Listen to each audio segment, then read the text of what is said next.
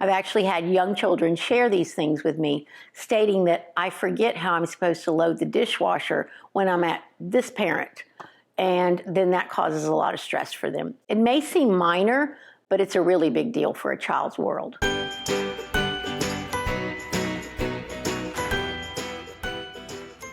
Hello everyone, welcome back to the Parent Corner channel. I'm Teresa Brown, the owner and director of the Attachment and Trauma Center of Houston, where we work with families and children every day who are struggling with the many challenges that we all deal with. One of the topics we're talking about a lot with our parents today is divorce.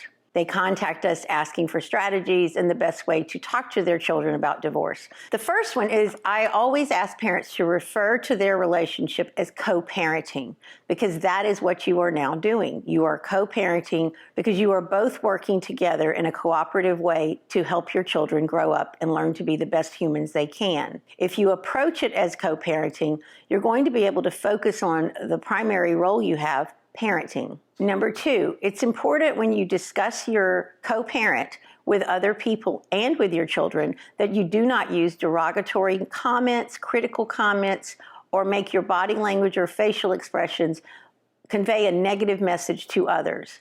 All of that is internalized by your child.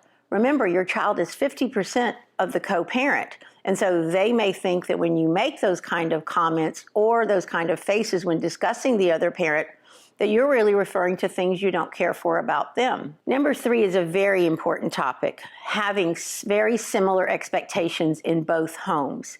This can be extremely difficult because parents forget and go back to the relationship they had if it was possibly a very contentious divorce or one parent wanted the divorce and the other parent didn't. But would you want to show up at your job and have a different boss who has different expectations and not know what to do? Sadly, that's what happens to so many children today. If one parent has much different expectations at their home from the other home, the child is constantly stressed and anxious, trying to remember what they're supposed to do at each home, and very fearful that they're going to do the wrong thing at the wrong place. I've actually had young children share these things with me, stating that I forget how I'm supposed to load the dishwasher when I'm at this parent. And then that causes a lot of stress for them. It may seem minor, but it's a really big deal for a child's world. Acknowledge that your child will have big feelings about the divorce. Don't try to stop them from saying the negative things just because it makes you feel guilty because the divorce took place. Remember, they have to feel safe talking about their feelings with the people that are closest to them, or they're going to stuff them down. The best thing you can do is let the child talk and you listen. You don't have to try to fix it. Just reflect back what they've said. It makes you very sad to have two homes, and validate what they've said. Yes, I understand. It is very hard. But if you don't let them talk about it, then they're going to become more anxious, stuffing their feelings down.